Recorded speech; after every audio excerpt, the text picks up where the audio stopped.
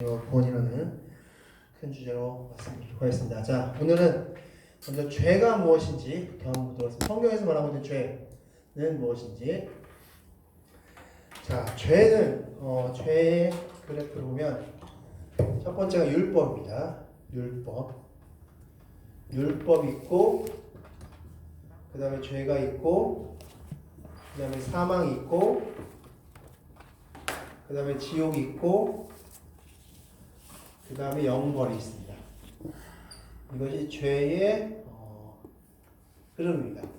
자, 밑에 한번 같이 읽어보겠습니다. 시작. 죄는 율법을 지키지 않는 것이다. 죄는 이 율법을 지키지 않는 것이 바로 죄이다 라고 말씀하는 겁니다. 자, 그러면 지금부터 성경에서 이 죄의 이 그래프를 어떻게 설명하고 있는지 같이 한번 보도록 하겠습니다. 첫 번째입니다. 율법과 죄의 관계를 말씀하고 있습니다. 요한일서 3장 4절 다 같이 읽겠습니다. 시작. 죄를 짓는 자마다 불법을 행하나니 죄는 불법이라. 아멘. 죄 이꼬르 불법, 즉 법을 지키지 않는 것이다 말씀하고 있습니다. 이 죄는 무엇이냐? 이 죄는 이 율법을 지키지 않는 것이 죄다. 즉 불법, 법을 지키지 않는 것이죠. 법을 지키지 않는 것이 죄이다 라고 말씀하셨습니다. 그래서 성경은 이 죄라는 개념을 불법, 즉 율법을 지키지 않는 것을 죄의 개념으로 말씀해 주고 있음을 기억하시기 바라겠습니다. 그러면 죄와 사망의 관계를 또 보도록 하겠습니다. 자, 로마서 15장 12절 다 같이 읽겠습니다. 시작. 그러므로 한 사람으로 말미암아 죄가 세상에 들어오고 죄로 말미암아 사망이 들어왔으니 이와 같이 모든 사람이 죄를 지었으므로 사망이 모든 사람에게 임했다 말씀하고 있습니다. 자, 죄를 지으면 뭐가 임한다? 사망이 임한다. 자, 우리의 죽음은 죄를 지어서 행하는 것이다 라고 말씀하고 있습니다. 죄를 지었기 때문에 사망이 임한다. 자, 그러면 이제 사망과 지옥과의 관계를 보겠습니다. 사망과 지옥과의 관계는 이것입니다. 자, 요한계시록 20장 14절 15절 다 같이 읽겠습니다. 시작. 사망과 음부도 불못에 던져지니 이것은 둘째 사망 곧 불못이라. 누구든지 생명책 기록되지 못한 자는 불못에 던져지리라. 자, 사망과 지옥. 이 사망은 둘째 사망인데 첫째 사망 육체의 사망이고 둘째 사망은 바로 어떤 사망이냐면 곧 지옥에 가는 사망이다 라는 것을 말씀해 주고 있습니다. 사망은 두 가지가 있는데 첫째 사망과 둘째 사망. 첫째 사망은 육체적 사망, 둘째 사망은 바로 지옥에 가는 사망이다 라는 것을 말씀해 주고 있습니다.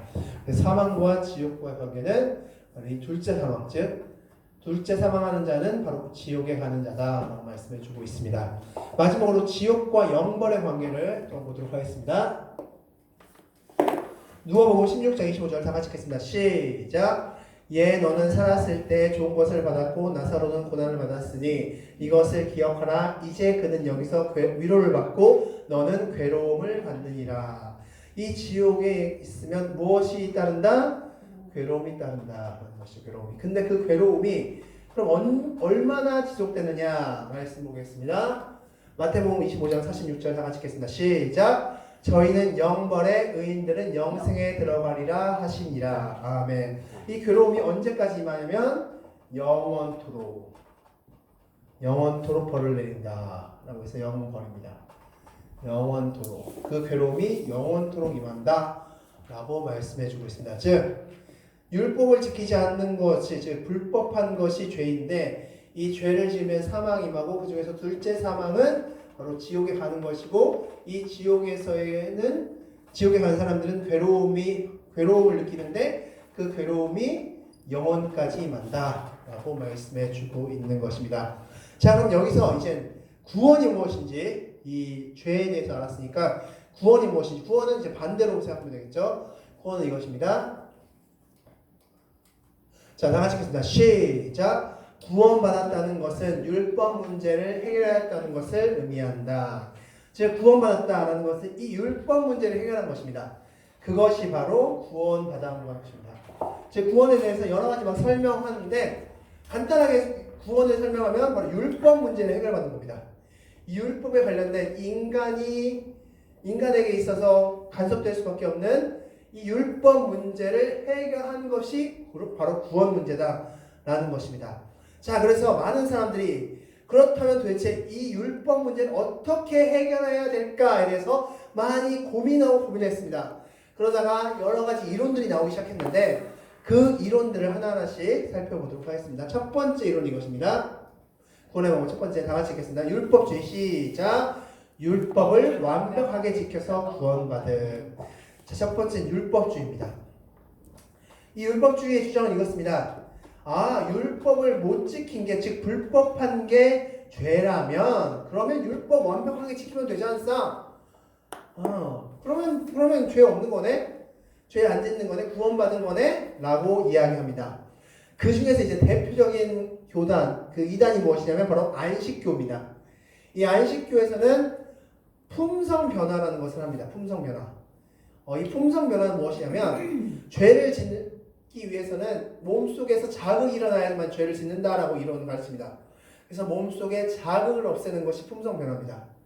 그래서 이들은 이 안식교인들 여러분께서 주변에 보시면 아시겠지만 흰 옷을 입고 다닙니다.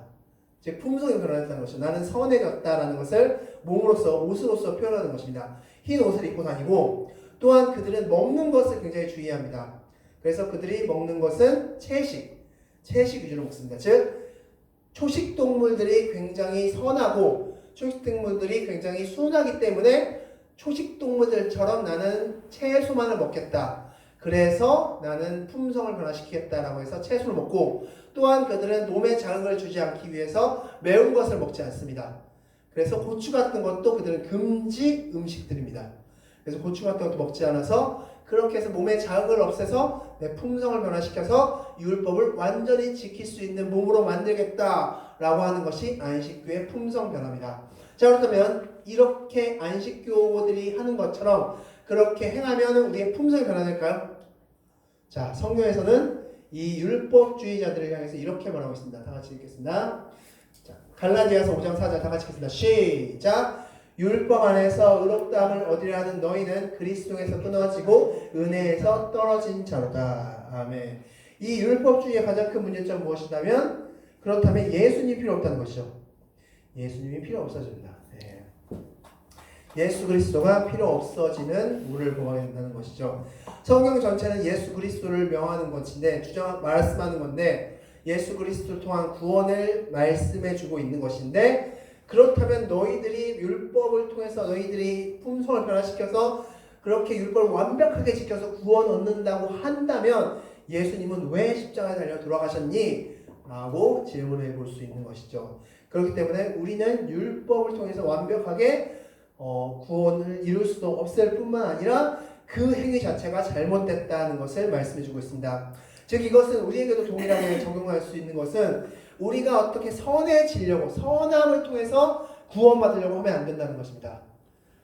돈으로는 못 가요. 하나님 나라 믿음으로 그러면서 뭐 착한 일도 못 가요. 자, 우리가 어떻게 착해져서 뭔가 구원을 얻으려고 하는 행위 자체는 바로 율법주의랑 비슷한 맥락일 수 있다는 겁니다. 우리의 구원은 오직 예수 그리스도밖에 없습니다. 그렇기 때문에 율법주의는 바로 예수 그리스도를 인정하지 않는 것입니다. 자, 그러면 좋다. 이 율법이 문제다. 그리고 율법을 완벽하게 지킬 수 없다면 두 번째는 이것입니다. 방종주의, 곧 무법주의라고 합니다. 자, 다 같이 한번 읽겠습니다. 시작. 율법 자체가 폐하였다고 믿음입니다.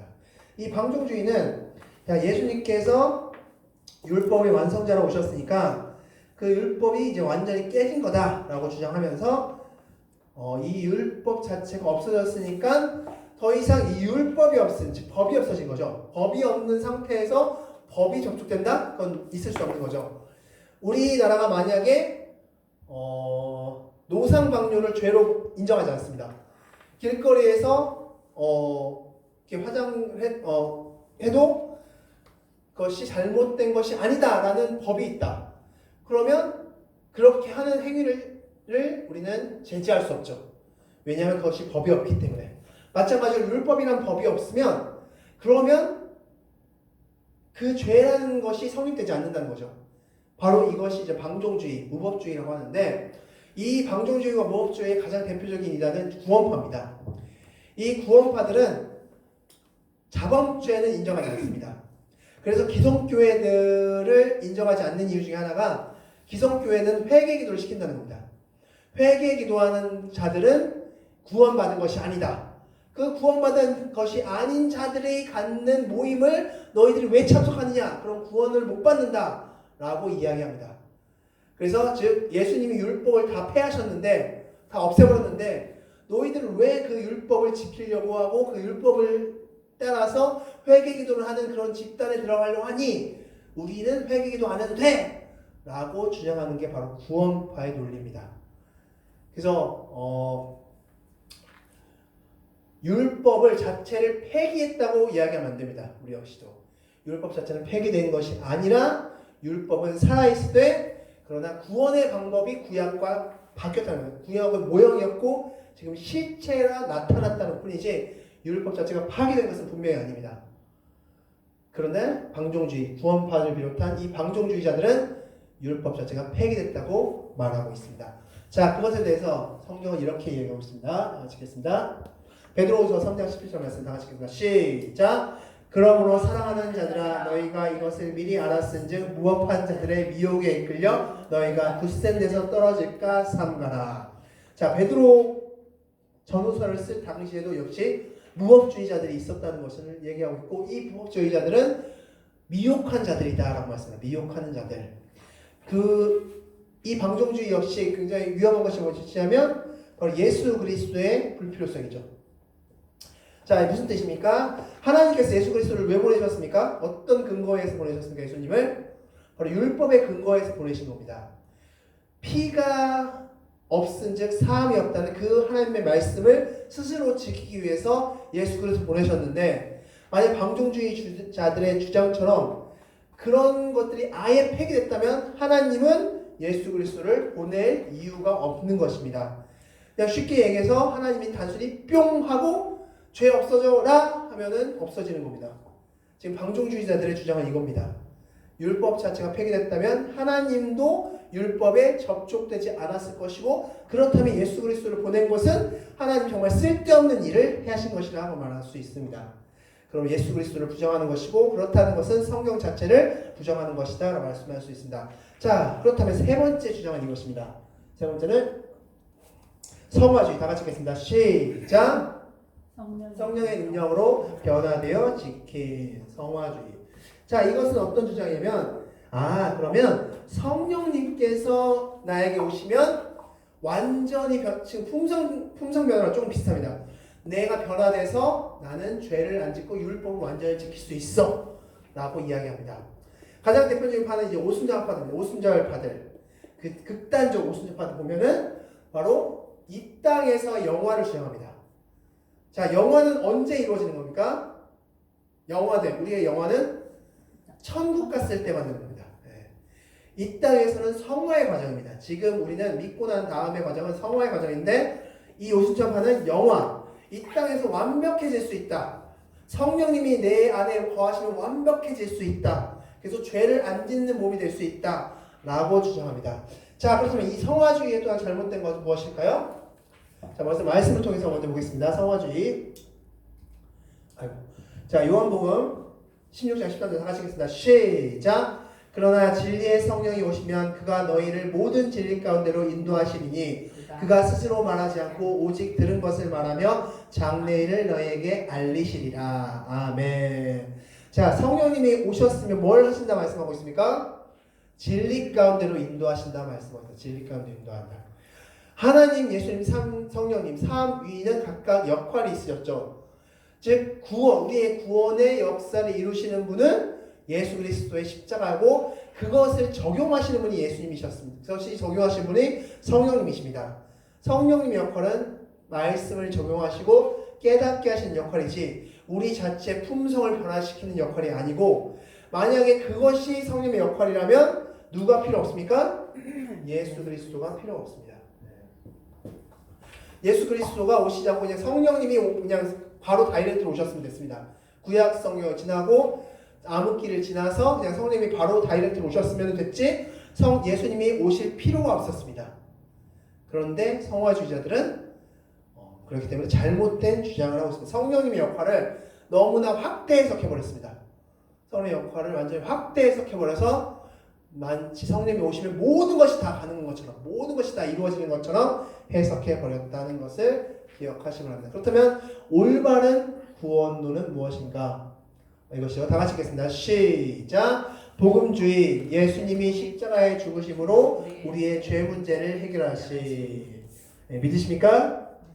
예수님이 십자가에 죽으심으로 우리의 죄 문제를 해결하셨다는 겁니다. 자, 예수님이 십자가에 죽으셨다. 왜 죄 없는 예수님이 왜 우리 십자가를 죽으셨습니까? 내 죄 때문에, 내 죄를 해결하시기 위해서. 그래서 지금 이 세 가지는 내가 어떻게 해본다는 겁니다.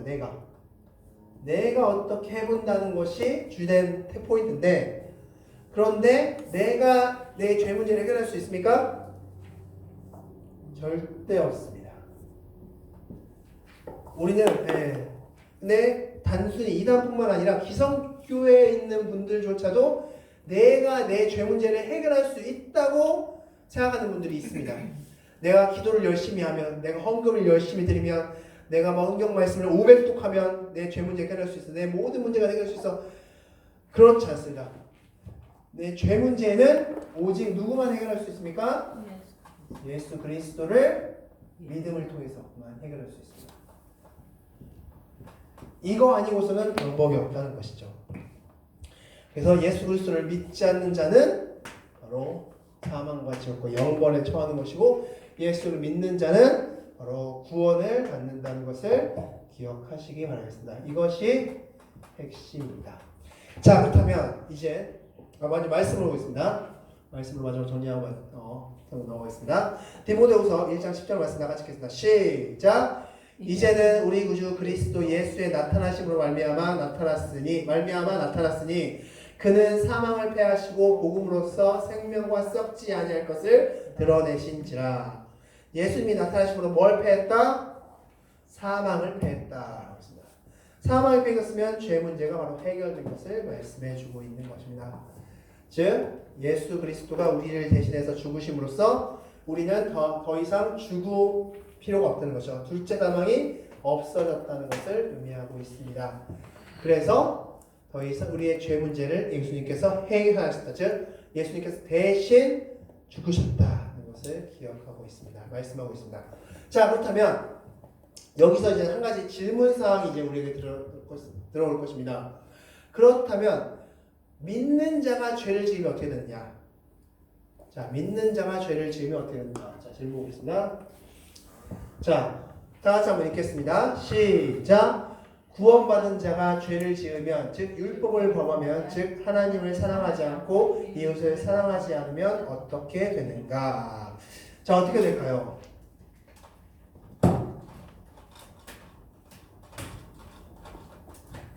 자, 구원이 취소됩니까? 네. 절대 성경은 구원이 취소된다는 얘기가 없습니다. 네. 구원은 취소되지 않습니다. 그런데 그럼 막 살아도 되겠네요? 자, 구원이 취소되지 않기 때문에 막 살아야 되는구나. 그러나 그렇지 않습니다. 네. 성경에서는 죄를 그렇기 때문에 두 종류로 나누어서 설명합니다. 죄를 두 종류로 나누어 설명하는데, 자, 다음 보겠습니다. 첫 번째 죄는 사망에 이르는 죄, 두 번째는 사망에 이르지 않는 죄. 이렇게 두 종류로 죄를 설명합니다. 그렇다면 어떤 것이 사망에 이르는 죄고 어떤 것이 사망에 이르지 않는 죄인지 지금부터 보도록 하겠습니다. 먼저 사망에 이르는 죄를 보겠습니다. 자, 요한복음 16장 9절 말씀 다 같이 읽겠습니다. 시작! 죄에 대하여라 함은 그들이 나를 믿지 아니하며. 자, 죄는 무엇이다? 믿지 않는 거. 예수님 믿지 않는 거.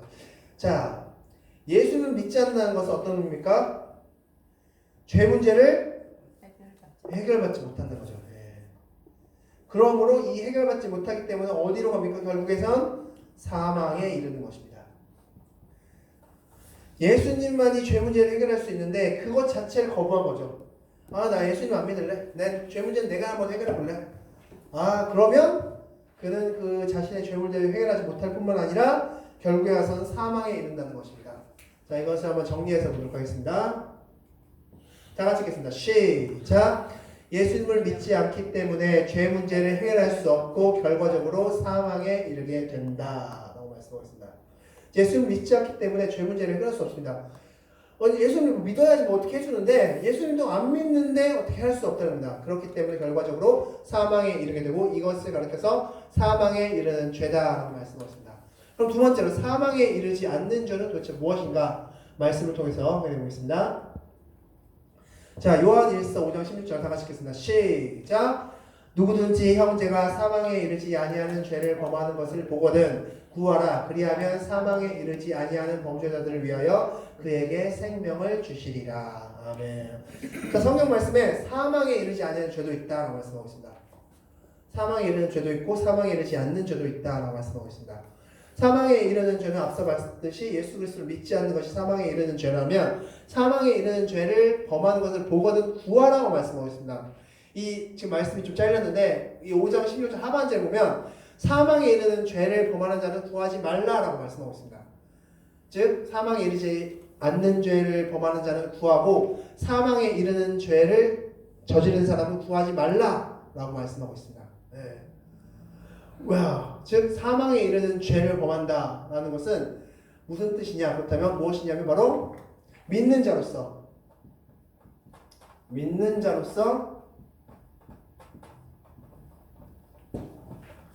죄를 범하는 것. 믿는 자로서 죄를 범하는 것을 가리켜서 바로 사망에 이르지 않는 죄다라고 말씀했습니다. 즉 사망에 이르지 않는다는 것은 다른 말로 말하면 구원이 취소되지 않는다는 겁니다. 구원이 취소되지 않지만 그러나 다른 것이 분명히 있습니다. 자, 그럼 이제 우리 다시 한번 그 밑에 말씀 같이 보겠습니다. 5장 16절 17절 말씀 다 같이 읽겠습니다. 시작. 모든 불의가 죄로 돼 사망에 이르지 아니하는 죄도 있도다. 자, 사망에 이르는 죄와 사망에 이르지 않는 죄도 두 가지 다 죄이지만 그러나 죄 중에서는 사망에 이르지 않는 죄도 있다는 것입니다. 그 죄는 무엇이냐면 믿는 자로서 짓는 죄들. 그 죄는 사망에 이르지 않는다라는 것을 말씀해 주고 있습니다. 자, 그렇다면 이 사망에 이르지 않는 죄는 하나님께서 어떻게 하시는지 말씀을 통해서 보겠습니다. 자, 정리하면 다 같이 읽겠습니다. 시작. 사망에 이르지 않는 죄는 예수 그리스도를 구주로 믿는 자가 죄를 범했을 때 죄이다. 이런 자에겐 두 가지의 형벌이 따른다 말씀하셨습니다. 이런 자에겐 두 가지의 형벌을 따른다 말씀하셨습니다. 자, 그럼 어떤 형벌이 따르는지 말씀을 통해서 보겠습니다. 첫 번째 형벌은 이것입니다. 마태복음 5장 19절 말씀 다 같이 읽겠습니다. 시작. 그러므로 누구든지 이 계명 중에 지극히 작은 것 하나라도 버리고 또 그같이 사람을 가르치는 자는 천국에서 지극히 작다 일컬음을 받을 것이요. 아멘. 자, 누구든지 이 계명 중에 말씀 중에서 지극히 하나 작은 것 하나라도 버린다. 즉 그렇게 말씀을 순종하지 않는다.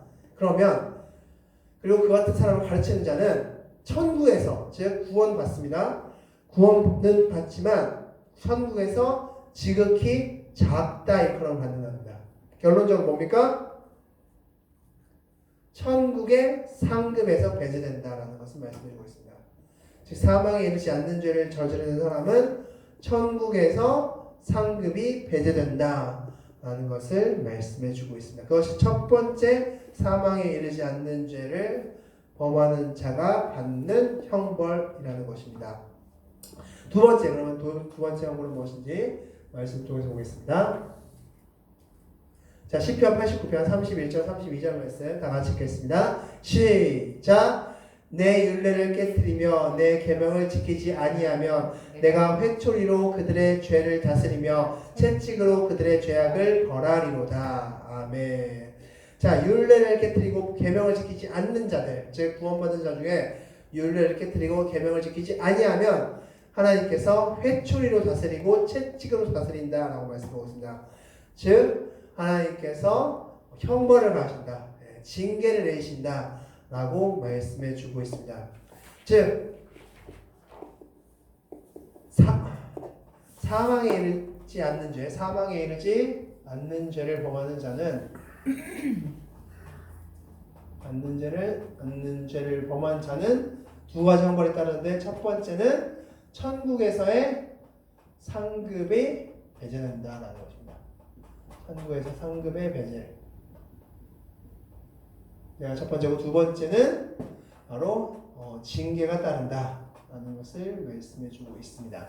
이 두 가지를 말씀해주고 있습니다. 즉 죄는 크게 사망에 이르는 죄와 사망에 이르지 않는 죄가 있는데 사망에 이르는 죄는 바로 예수를 믿지 않는 죄로서 율법을 지키지 않는 것이고 그런 자는 사망에 이르고 지옥에 가고 영벌에 처하게 되고 사망에 이르지 않는 죄, 즉 구원받은 자로서 죄를 짓는 자는 바로 사망, 즉 구원이 취소되는 것은 아니지만 그는 천국 상급에서 배제될 것이고 징계를 받을 것이다 라고 말씀해 주고 있습니다.